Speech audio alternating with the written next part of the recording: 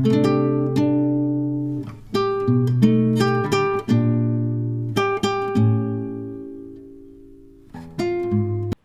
Guys यहाँ पर आज हम कुछ ऐसे क्वेश्चंस को देखने वाले हैं जो हर बार के बोर्ड एग्जाम में ये प्रश्न पूछे ही जाते हैं। तो गाइस अगर आप इस बार का बोर्ड एग्जाम देने वाले हो और इस बार आप क्लास 12th में हो, अर्थशास्त्र के पेपर में आपको फुल मार्क्स लाने हैं, तो गाइस ये वीडियो आपको एंड तक देखना है।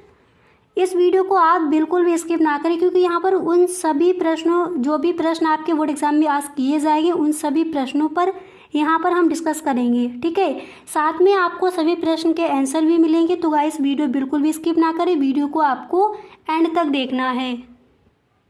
तो चलिए गाइस पहले हम स्टार्ट करते हैं यहाँ पर कि जो आपके अतलग उत्तरीय प्रश्न है वो आपको कौन से तैयार करने हैं। इसके बाद कुछ और भी आपके क्वेश्चंस हैं उनको भी देखेंगे। अगर इस वीडियो को आप पूरा देखते हो तो गाइस अतलग उत्तरीय प्रश्न में आपका एक भी प्रश्न पेपर में छूटने वाला नहीं है। तो गाइस इस वीडियो को आप एंड तक देखें। फर्स्ट क्वेश्चन है कि आर्थिक क्रिया किसे कहते हैं। तो समझ लीजिए आर्थिक क्रिया क्या है, और ये मोस्ट इम्पोर्टेंट क्वेश्चन है इस बार के बोर्ड एग्जाम के लिए। तो देखिए आप इस प्रश्न का आंसर इस तरह से लिखोगे कि उस क्रिया को आर्थिक क्रिया कहते हैं जिसका संबंध मानवीय आवश्यकताओं को संतुष्ट करने के लिए सीमित साधनों के प्रयोग से है। किस तरह से लिखोगे इस प्रश्न का आंसर कि उस क्रिया को हम आर्थिक क्रिया कहते हैं जिसका संबंध मानवीय यानी मानव की आवश्यकताओं को संतुष्ट यानी पूरा करने के लिए सीमित यानी जो आपके लिमिटेड रिसोर्सेस हैं के उपयोग से है। यानी साधन आपके पास कैसे हैं, सीमित हैं, और मानव की आवश्यकताओं को उन्हीं से आप संतुष्ट करते, उसी को हम कहते हैं आर्थिक क्रिया। ठीक है, इसके बाद यहाँ पर सेकंड क्वेश्चन क्या है। तो सेकंड क्वेश्चन दिया गया है कि व्यष्टि अर्थशास्त्र की परिभाषा, ये भी आपका इम्पोर्टेंट क्वेश्चन है।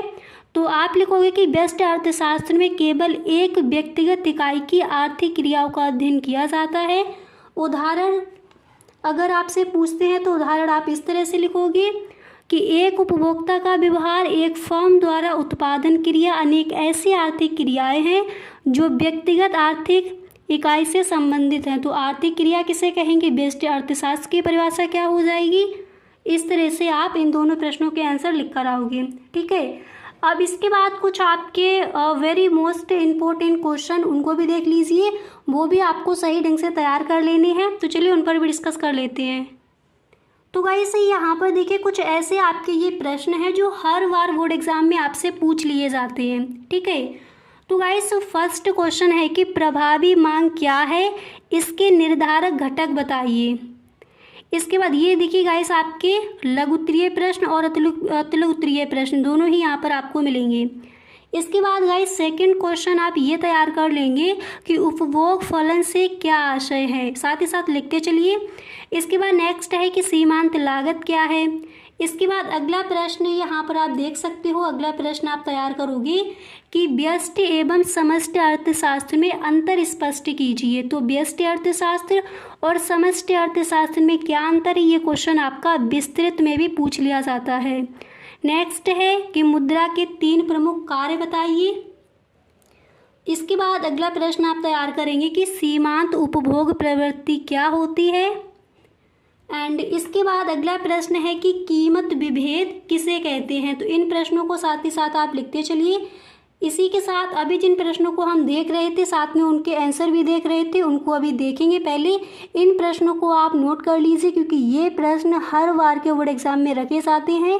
तो वेरी मोस्ट इम्पोर्टेंट जो आपके क्वेश्चन हैं उनको पहले बता देते हैं, उसके बाद प्रश्नों के आंसर भी आपको साथ में मिलेंगे। ठीक है, तो कीमत विभेद किसे कहते हैं इसको तैयार करेंगे। अगला प्रश्न है बजट रेखा को परिभाषित कीजिए। अतलग उत्तरीय प्रश्न में पूछ लिया जाता है। बाजार का अर्थ लिखिए। अतलग उत्तरीय प्रश्न में भी आता है, लघु उत्तरीय प्रश्न में भी क्वेश्चन ये रख दिया जाता है। ठीक है, बाजार का अर्थ। इसके बाद नेक्स्ट है कि मांग की कीमत लोच क्या होती है। वेरी मोस्ट इम्पोर्टेंट क्वेश्चन है और आप पेपर उठाकर देखना, कई बार ये क्वेश्चन आस्क भी किया गया है। इसके बाद यहाँ पर नेक्स्ट है उपभोग की सीमांत प्रवृत्ति से आप क्या समझते हैं। ठीक है, ये भी आपका इम्पोर्टेंट है क्वेश्चन। इसके बाद गाइस नेक्स्ट दिया गया है कि पूर्ति तथा स्टॉक में क्या अंतर है। पूर्ति तथा स्टॉक में क्या अंतर है, इम्पोर्टेंट है। बजट रेखा को परिभाषित कीजिए। अगला प्रश्न है कि मुद्रा के 3 प्रमुख कार्य लिखिए, ये आप तैयार करेंगे। नेक्स्ट है कि सार्वजनिक वस्तु से क्या आशय है, इसको तैयार करेंगे। इसके बाद अगला प्रश्न है कि बैंक दर को परिभाषित कीजिए। एंड यहाँ पर नेक्स्ट क्वेश्चन है कि भुगतान शेष संतुलन से क्या तात्पर्य है। इसके बाद आप देख सकते हो अगला प्रश्न कि बेरोजगारी क्या है। एंड नेक्स्ट है वास्तविक प्रभाव से क्या आशय है। तो इन प्रश्नों को आप तैयार करेंगे, जो आपके मोस्ट इम्पोर्टेंट क्वेश्चन है उनको यहाँ पर आप देख रहे हो। अब गाइस, अगर आप इन प्रश्नों का यहाँ पर स्क्रीनशॉट लेना चाहते हो तो स्क्रीनशॉट ले लीजिए। इसके बाद कुछ आपके नीचे भी क्वेश्चन दिए गए हैं, अगर इनका आपको स्क्रीनशॉट लेना है तो आप ले लीजिए, क्योंकि ये क्वेश्चन गाइस आप पेपर उठाकर देखना, मॉडल पेपर देखना, सभी में ये प्रश्न आपको मिलेंगे। हर बार इन प्रश्नों से आपके क्वेश्चन रखे जाते हैं, ठीक है। अब इसके बाद जो आप यहाँ पर अभी आप देख रहे थे अतलग उत्तरीय प्रश्न, चलिए उनको देख लेते हैं, साथ में आपको आंसर भी उन प्रश्नों का यहाँ पर मिल रहा है, ठीक है। और गाइस, अगर अभी तक आप इस वीडियो में बने हुए हो तो आई होप ये वीडियो आपको पसंद आ रहा होगा।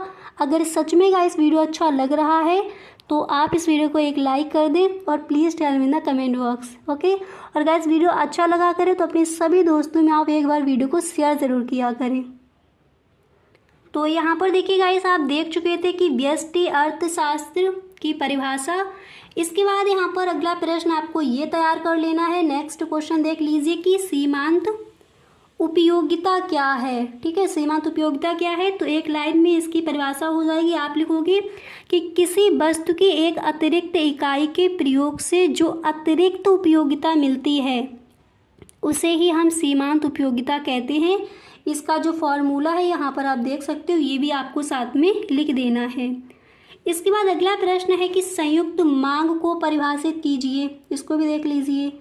तो संयुक्त मांग क्या है, आप लिखोगे कि जब एक ही उद्देश्य की पूर्ति के लिए एक ही समय पर एक से अधिक वस्तुओं की मांग एक साथ की जाती है तब ऐसी मांग को हम संयुक्त मांग कहते हैं। अब यहाँ पर एग्जांपल देखिए, आपको समझ आ जाएगा। जैसे गेंद बल्ला, ठीक है। अगर आप गेंद ले लेते हो तो काम नहीं चलेगा, तो यहाँ पर यही बताया गया है कि एक ही समय पर एक से अधिक वस्तुओं की मांग एक साथ की जाए। अगर आप गेंद लोगे तो बल्ला भी साथ में लोगे। स्कूटर अगर आपने लिया तो पेट्रोल भी आपको डलवाना पड़ेगा, ठीक है। तो ये आपके क्या हो जाएंगे, संयुक्त मांग, ठीक है। ये आपके एग्जाम्पल हो जाएंगे। इसके बाद यहाँ पर आपका अगला प्रश्न क्या है उसको देख लीजिए। तो नेक्स्ट क्वेश्चन आप ये तैयार कर लेंगे कि उत्पादन फलन क्या है। ये भी क्वेश्चन कई बार पूछा गया है।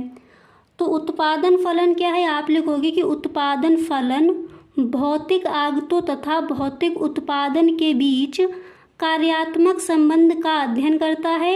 इसमें केवल भौतिक आगतों तथा उत्पादन को ध्यान में रखा जाता है, उनके बाजार मूल्य को नहीं। तो ये इसकी परिभाषा हो जाएगी, ठीक है। उसके बाद आप इस तरह से लिखोगे क्यू एक्स बराबर एफ, कोष्टक में आपको लिखना है ए comma B comma C comma D. तो उत्पादन फलन क्या है, आई होप आपको समझ आ गया होगा। अब इसके बाद यहाँ पर अगला प्रश्न देख लीजिए।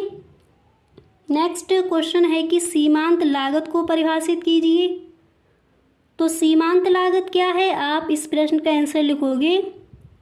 अभी आप यहाँ पर देख चुके थे कि सीमांत उपयोगिता हम किसे कहेंगे, कि किसी वस्तु की एक अतिरिक्त इकाई के प्रयोग से जो अतिरिक्त उपयोगिता मिलती है उसे हम सीमांत उपयोगिता कहते हैं, ठीक है। और संयुक्त मांग क्या आती है, जब एक ही उद्देश्य की पूर्ति के लिए एक ही समय पर एक से अधिक वस्तुओं की मांग एक साथ की जाए तो उसे हम कह देंगे संयुक्त मांग। अब यहाँ पर है कि सीमांत लागत क्या है, तो आप इस प्रश्न का आंसर लिखोगे कि किसी वस्तु की एक कम या एक अधिक इकाई का उत्पादन करने से कुल लागत में जो अंतर आता है उसे ही हम सीमांत लागत कहते हैं, ठीक है। इस तरह से आप इस प्रश्न का आंसर लिख कर अगर अब यहाँ पर अगर गाइस आपको स्क्रीनशॉट लेना है तो फर्स्ट क्वेश्चन यहाँ पर आपका क्या दिया गया है उसको देख लीजिए। दो क्वेश्चंस का यहाँ पर आप स्क्रीनशॉट ले सकते हो, ठीक है। इसके बाद सीमांत उपयोगिता क्या है, संयुक्त मांग को परिभाषित कीजिए, इसको यहाँ पर देख लीजिए। इसके बाद नीचे जो आपके क्वेश्चन दिए गए हैं इनको देख लीजिए। अगर आपको स्क्रीनशॉट लेना है तो ले लीजिए, क्योंकि ये आपके इम्पोर्टेंट क्वेश्चन है और कई बार बोर्ड एग्जाम में आज किए गए अतलग उत्तरीय प्रश्न में यही प्रश्न आपके पूछे जाते हैं। ठीक है, तो इन प्रश्नों को आपको तैयार कर लेना। इसके बाद कुछ और भी आपके प्रश्न हैं, उनको भी देख लेते हैं। अब इसके बाद यहाँ पर क्वेश्चन देखिए आपका दिया गया है, ये प्रश्न आप तैयार कर लेंगे कि पूर्ति का नियम क्या है। ठीक है, तो पूर्ति का नियम क्या है, इसका आंसर आप इस तरह से लिखोगे कि अन्य बातें समान रहने पर वस्तु की कीमत बढ़ने पर, यहाँ से आपको ध्यान रखना है कि वस्तु की कीमत बढ़ने पर पूर्ति बढ़ती है तथा कीमत कम होने पर पूर्ति कम होती है। ठीक है, तो पूर्ति का नियम क्या है, इस तरह से आप इसका आंसर लिख कर आओगे। इसके बाद यहाँ पर आपका नेक्स्ट क्वेश्चन क्या दिया गया है, अब यहाँ पर देखिए आपका नेक्स्ट क्वेश्चन क्या दिया गया है उसको देख लीजिए। तो अगला प्रश्न है कि पूर्ण प्रतियोगिता क्या है। आप लिखोगे कि पूर्ण प्रतियोगिता बाजार की वह स्थिति है जिसमें क्रेता और विक्रेता बड़ी संख्या में समरूप वस्तु का विनिमय करते हैं, उनको बाजार की अवस्था का पूर्ण ज्ञान होता है तथा कीमत की प्रवृत्ति समस्त बाजार में एक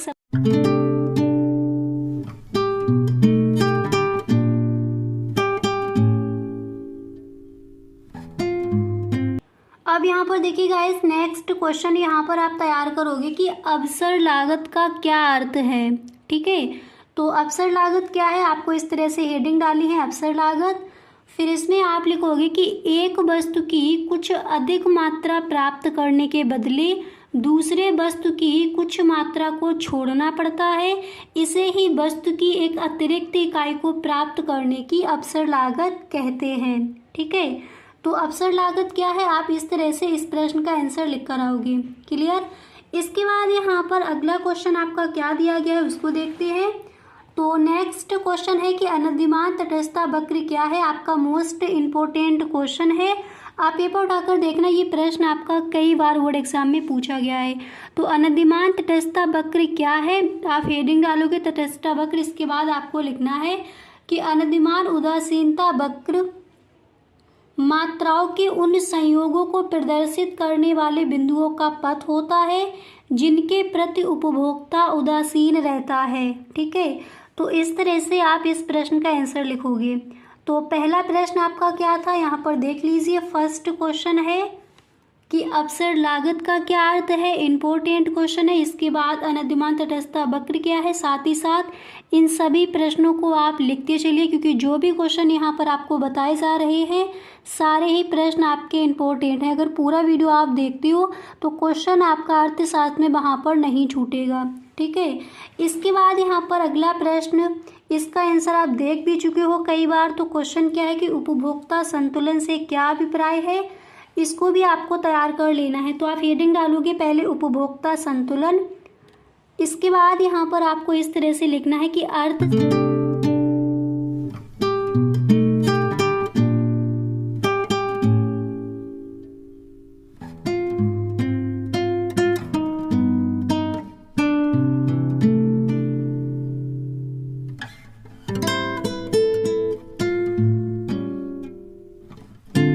शास्त्र में उपभोक्ता संतुलन से अभिप्राय उस स्थिति से है जब एक उपभोक्ता दी हुई आय से एक या दो वस्तुओं को इस प्रकार खरीदता है कि उसे अधिकतम संतुष्टि प्राप्त हो। इसी को हम कहते हैं उपभोक्ता संतुलन। तो फर्स्ट क्वेश्चन क्या था, अवसर लागत क्या है, अनधिमान वक्र क्या है, इसके बाद उपभोक्ता संतुलन से क्या अभिप्राय है। इसके बाद यहाँ पर मोस्ट इम्पोर्टेंट क्वेश्चन नंबर यहाँ पर 4 है कि किसी वस्तु की पूर्ति का अर्थ लिखिए। ये भी आपका इम्पोर्टेंट है। तो सबसे पहले आपको हेडिंग डाली है पूर्ति का अर्थ। इसके बाद आप लिखोगे कि किसी वस्तु की पूर्ति से तात्पर्य वस्तु की उस मात्रा से है जिसको उत्पादक या विक्रेता एक निश्चित अवधि के दौरान एक निश्चित कीमत पर बेचने योग्य बेचने के इच्छुक है। तो इसी को हम क्या कहेंगे, यही कहलाएगा किसी वस्तु की पूर्ति का अर्थ। ठीक है, तो इस तरह से आप इस प्रश्न का आंसर लिख कर आओगे। इसके बाद नेक्स्ट क्वेश्चन आपको कौन सा तैयार कर लेना है उसको देख लेते हैं। तो गाइस अगर इन प्रश्नों का आपको स्क्रीनशॉट लेना है तो आप ले लीजिए। फर्स्ट क्वेश्चन ये है, इसके बाद सेकंड क्वेश्चन आपका ये था, इसके बाद थर्ड क्वेश्चन ये यहाँ पर दिया गया है। तो इस तरह से ये आपके प्रश्न हैं। अब इसके बाद आप नेक्स्ट क्वेश्चन कौन सा तैयार करोगे उसको देखते हैं। अब इसके बाद यहाँ पर नेक्स्ट क्वेश्चन ये आपका इम्पोर्टेंट है कि कीमत रेखा किसे कहते हैं। कई बार ये क्वेश्चन पूछा भी गया है। तो कीमत रेखा क्या है, आप लिखोगे कीमत रेखा वह रेखा है जो एक्स अक्ष के समांतर एक निश्चित कीमत के लिए खींची जाती है। ठीक है, कीमत रेखा वह रेखा है जो एक्स अक्ष के समांतर एक निश्चित कीमत के लिए खींची जाती है। इसके बाद आप लिखोगे कि यह फर्म की मांग वक्र को प्रदर्शित करती है। यह बाजार कीमत तथा फर्म के उत्पाद के संबंध को दर्शाती है। सभी फर्मों को इस रेखा का सामना करना पड़ता है। फिर आप लिखोगे कीमत रेखा पर AR बराबर MR बराबर प्राइस। ठीक है, तो कीमत रेखा क्या है, आप इस तरह से इस प्रश्न का आंसर लिख कर आओगे। और ये क्वेश्चन आपका कई बार बोर्ड एग्जाम में आस्क किया गया है, तो इम्पोर्टेंट है, सही ढंग से इसको आप तैयार कर लेंगे। इसके बाद अगला प्रश्न आप कौन सा तैयार करोगे उसको देख लेते हैं। इसके बाद यहाँ पर नेक्स्ट क्वेश्चन आप तैयार करोगे गिवन वस्तुओं के संदर्भ में मांग रेखा का आकार कैसा होता है। तो आप इस प्रश्न का आंसर इस तरह से लिख कर आओगे। पहले आपको हेडिंग डाली है गिवन वस्तुओं के संदर्भ में मांग रेखा का आकार। फिर यहाँ पर आप लिखोगे कि गिवन वस्तुओं के मांग वक्र का ढाल घटती कीमतों के साथ घटता जाता है तथा बढ़ती कीमतों के साथ ऊर्ध्व होता है यानी बढ़ता है। ठीक है, तो इस तरह से आप इस प्रश्न का आंसर लिखोगे। इसके बाद नेक्स्ट क्वेश्चन कौन सा तैयार करोगे उसको देख लीजिए। तो अगला प्रश्न आपको गाइस ये तैयार कर लेना है कि औसत लागत किसे कहते हैं। तो सबसे पहले आप हेडिंग डालोगे यहाँ पर औसत लागत। फिर आपको लिखना है कि कुल लागत को कुल उत्पादित इकाइयों से भाग देने पर जो लागत आती है वही औसत लागत यानी AC कहलाती है। सूत्र के रूप में आप लिखोगे औसत लागत यानी AC बराबर कुल लागत अपॉन कुल उत्पादित इकाइयाँ। तो औसत लागत किसे कहते हैं, गिवन वस्तु के संदर्भ में मांग रेखा का आकार कैसा होता है, अवसर लागत क्या है, अनधिमान तटस्थता वक्र क्या है। इसके बाद आपने यहाँ पर नेक्स्ट क्वेश्चन ये देखा था उपभोक्ता संतुलन से क्या अभिप्राय है, किसी वस्तु की पूर्ति का अर्थ बताइए। इसके बाद कीमत रेखा यानी प्राइस लाइन हम किसे कहते हैं। तो ये जो भी क्वेश्चन यहाँ पर दिए जा रहे सारे ही प्रश्न आपके इम्पोर्टेंट हैं।